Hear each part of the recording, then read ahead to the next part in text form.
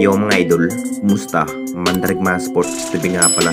Ating pag-usapan, Barangay Ginebra, Mikey Williams nakapagdesisyon sa Ginebra at Allen Durham matinding sinabi kay Justin Brownlee. Pero bago nung nga yan, kung bago pa lang sa ating channel, huwag mong kalimutan mag-subscribe at click ang notification bell para like kang updated sa ating latest upload pa natin. So natapos na rin ang nagiging mainit na laban ng ating Barangay Ginebra at Meralco sa quarterfinals mga idol. Pasok na rin ang Barangay Ginebra sa semi at laglag na rin ang kupunan ng Meralco sa quarterfinals.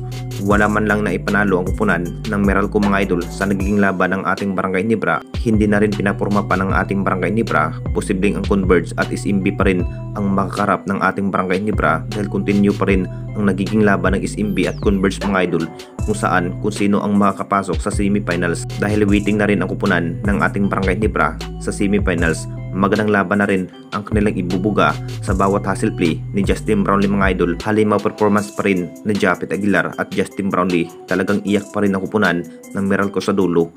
Akala na rin ng lahat mga idol na makakabawi nga ang kupunan ng Meralco sa kamay ng ating Barangay Ginebra, pero hindi pala. Pero nilampasan pa rin ng ating Barangay Ginebra sa dulo. Alam na nating lahat mga idol, may isang player na rin na interesado ang kupunan ng Barangay Ginebra kunin bilang gunner ay walang iba kundi si Mikey Williams.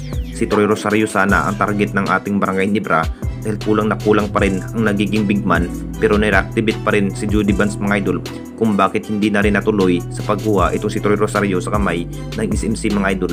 Pumirma na rin itong si Troy Rosario ng panibagong contract sa kupunan ng Blackwater Busing.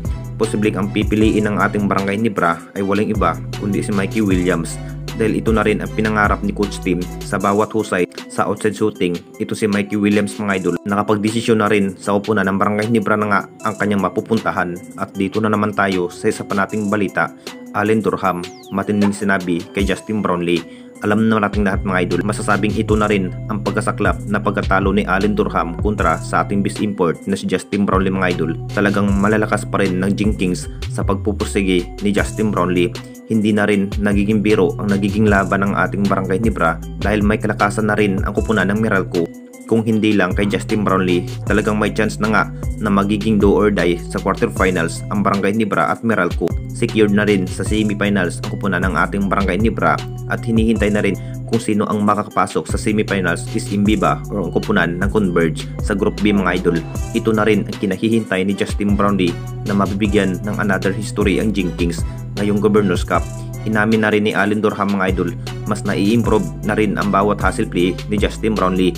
Talagang nahihirapan pa rin si Allen Durham sa kanilang pangalawang pagharap dito sa ating liga. Abot tagumpay pa rin ang nagiging panalo ni Justin Brownlee sa quarterfinals at laglag na rin ang kupunan ng Meralco. Anong masasabi ninyo mga idol tungkol sa ating video?